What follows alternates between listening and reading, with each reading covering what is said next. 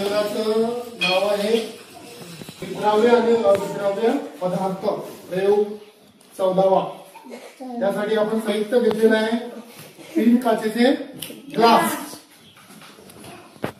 2 चम्मच मीठ, लाकडी भुसा, वाळू आणि खोडरबर। आता आपण प्रयोग करूया। प्रयोग करताना पहिल्यांदा काय घ्यायचं, आपण मीठ घ्यायचं। मीठ घेतलं, पहिल्या काचेच्या ग्लासात टाकायचं, त्याने ढवळायचं। काय बदल होते तुम्ही सांगायचं।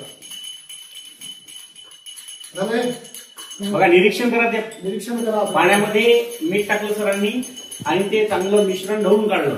आता काय दिसते तुम्हाला ग्लासामध्ये? मीठ। दिसते का मीठ?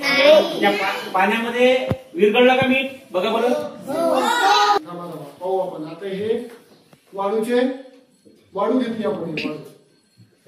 वाळू टाकले मी याच्यात।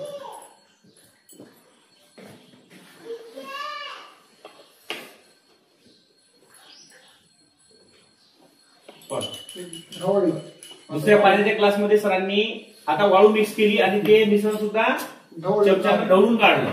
आता या मिश्रणामध्ये सुद्धा आपल्याला निरीक्षण करायचं आहे की वाळू सुद्धा या पाण्यामध्ये मिक्स होते काय ते।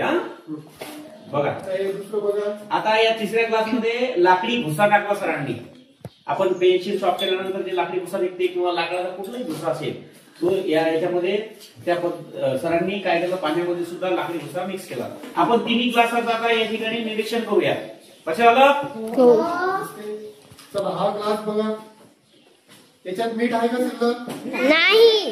काय झालं? विरघळला। विरघळलं त्याच्यामध्ये मीठ, विद्राव्य झालं।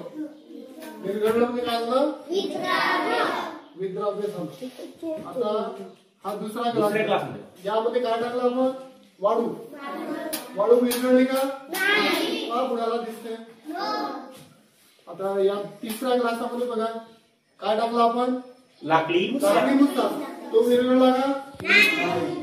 मग बघा जो पूर्ण विरघळला म्हणजे याच्यात मीठ टाकलेलं दिसतंय का आपल्याला काही?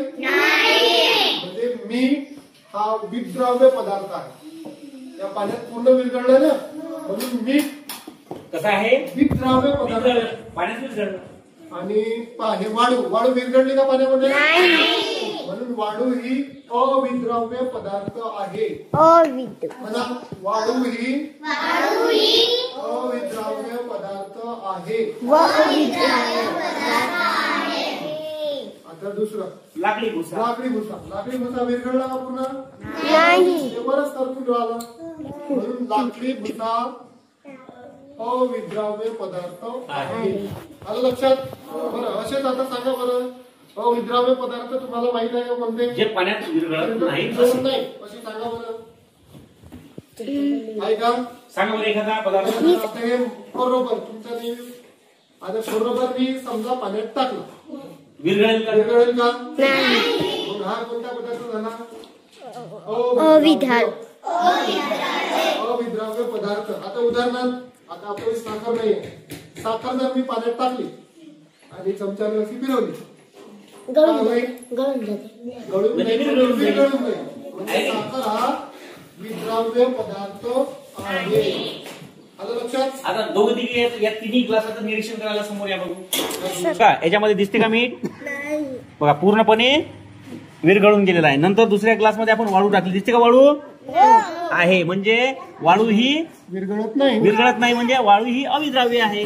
त्यानंतर या ग्लासमध्ये आपण लाकडी भुसा टाकला, लाकडी भुसा सुद्धा याच्यामध्ये विरघळला नाही, म्हणजे लाकडी भुसा सुद्धा अविद्राव्य आहे की नाही? म्हणजे याच्यावरून आपल्याला लक्षात घ्यायचं आहे की जे पदार्थ पाण्यामध्ये विरघळतात त्यांना विद्राव्य पदार्थ म्हणतात आणि जे पदार्थ पाण्यामध्ये विरघळत नाहीत त्यांना अविद्राव्य पदार्थ म्हणतात। समजलं तुम्हाला विद्राव्य आणि अविद्राव्य पदार्थ?